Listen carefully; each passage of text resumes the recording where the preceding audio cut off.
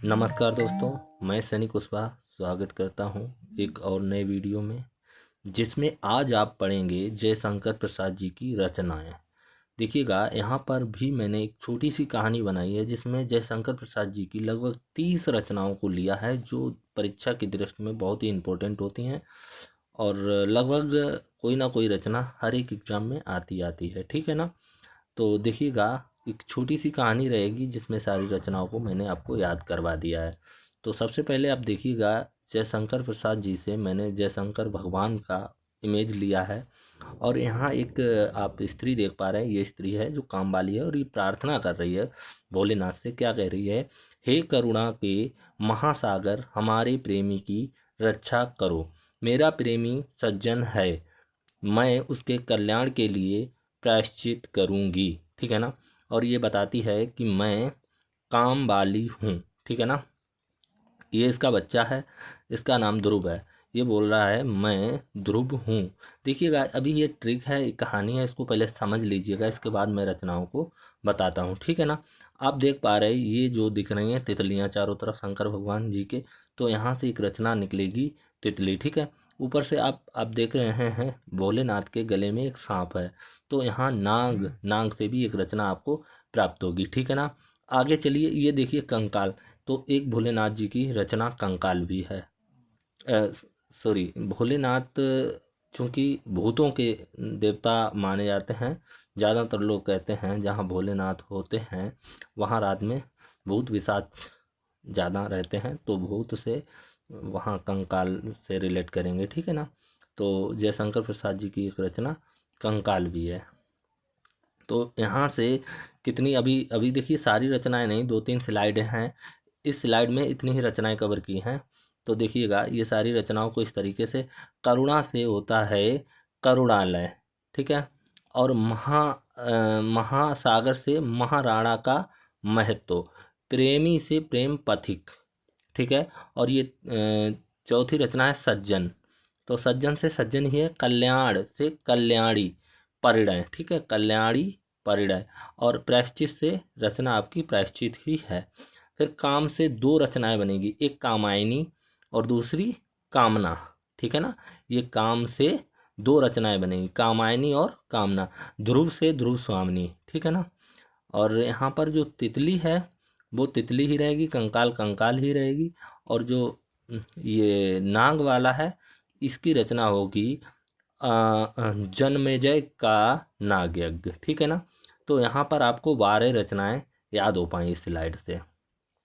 फिर से मैं बता देना चाहूँगा कि आप इस स्टोरी को ध्यान से एक दो बार देखें तो आपको सारी रचनाएं याद हो जाएंगी। अब देखिए दूसरी स्टोरी, यहाँ आप देख पा रहे हैं ये स्त्री जो है रो रो के प्रार्थना कर रही है। ठीक है।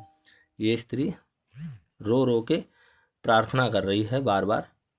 तो यहाँ से हमें ये आंसू दिख रहे हैं ना, तो आंसू रचना है जयशंकर प्रसाद जी की, जो कि धारा आंसुओं की बह रही है लहर की तरह, और झरना का रूप ले लेती है आगे, और एक घूंट आंसू का ये निगल लेती है। तो यहाँ पर आंसू आंसू बहुत तेज बह रहे हैं धारा के रूप में, और लहर आगे चलकर बन जाती है, और ये लहर का किस में बदल जाती है? झरना में बदल जाती है, और एक घूंट आंसू का ये पी लेती है। तो अभी देखना, इनसे आपको इतनी ही रचनाएं पता चल जाएंगी। देखिएगा, ये जो पहली स्लाइड में प्रार्थना कर रही थी वो अपने प्रेमी को किन से बचाने के लिए, ये दो चुलबुड्ढे आप देख पा रहे हैं, इनसे बचाने के लिए। ये कौन है? ये शत्रु हैं। ये कौन है? ये दोनों शत्रु हैं। दोनों शत्रु हैं, गुंडा हैं, यानी कि चंद्रगुप्त और स्कंदगुप्त। ठीक है। ये विष का कटोरा लेकर इसके पति, इसके प्रेमी को ढूंढ रहे हैं मारने के लिए। ठीक है ना। ये विष का कटोरा है, ये नीचे आप देख पा रहे हैं, ये क्या है? विष का कटोरा है। तो देखिए यहाँ से भी कुछ रचनाएं आपको याद होंगी। तो पहले नंबर पे ये वाला क्लियर कर लेते हैं, आंसू, फिर चित्रधारा और लहर, लहर के बाद झरना, झरना के बाद एक घूंट। ये सारी की सारी रचनाएं हैं, आपको अच्छे से याद हो पाएंगी कि ये स्त्री रो रो के प्रार्थना कर रही है, तो रोने से आंसू निकल रहे हैं, आंसू धारा बन गए, धारा से लहर बन गई, लहर से झरना बन गया, झरना से, अब देखिएगा आंसू निकल रहे तो कुछ तो बह रहा था, और कुछ आंसू की एक घूंट इसके मुंह में चली गई, ऐसे करके। ठीक है। ये याद हो गई 5 रचनाएं। अब आगे इधर आ जाओ, आज दोनों शत्रु, तो अजात शत्रु एक हो गया, आज और शत्रु मिलके अजात शत्रु।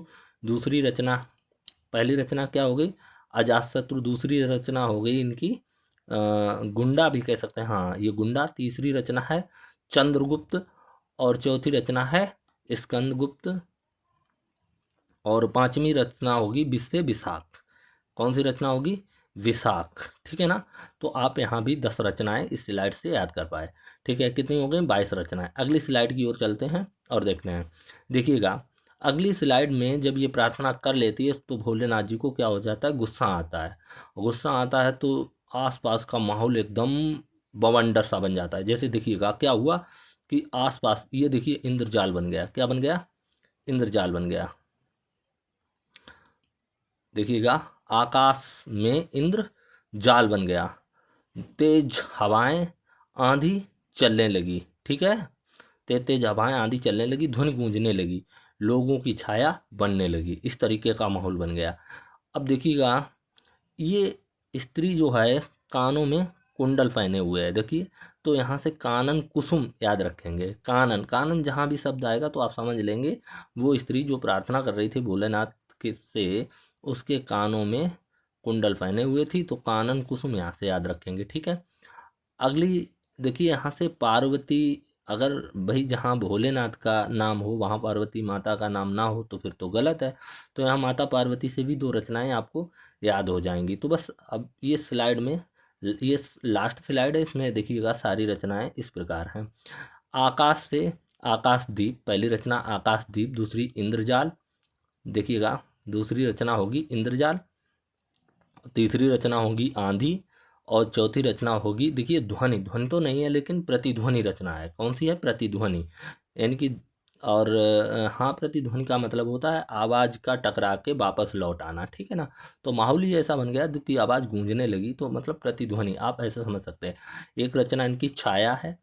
जब बिजली वगैरह कड़केगी तो प्रकाश से नीचे छाया बन जाती है ना, तो उस तरीके से छाया। और इसके बाद एक कानन कुसुम जो आप देख पा रहे हैं, ये सीधी सीधी रचना है। तीसरी माता से ममता याद रख पाएंगे, और पार्वती से, पार्वती तो नहीं, इरावती याद रखेंगे। तो 8 रचनाएं ये। तो दोस्तों पहली स्लाइड में 22 रचनाएं, 12 रचनाएं, दूसरी में 10, और इसमें 8, कुल मिला के आपको 30 रचनाएं याद हो चुकी हैं। कितनी रचनाएं, 30। ऐसे ही वीडियो देखने के लिए हमारे वीडियो को लाइक करें, तथा अगर आप इस वीडियो को यूट्यूब पर देख रहे हैं तो चैनल को सब्सक्राइब करें। अगर फेसबुक पर देख रहे हैं तो हमारे चैनल को फॉलो कर लें।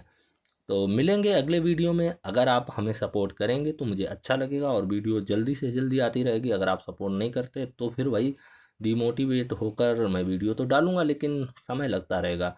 जो वीडियो मैं डेली डाल सकता हूँ वो वीडियो हो सकता 2 4 5 दिन डिले होकर आए।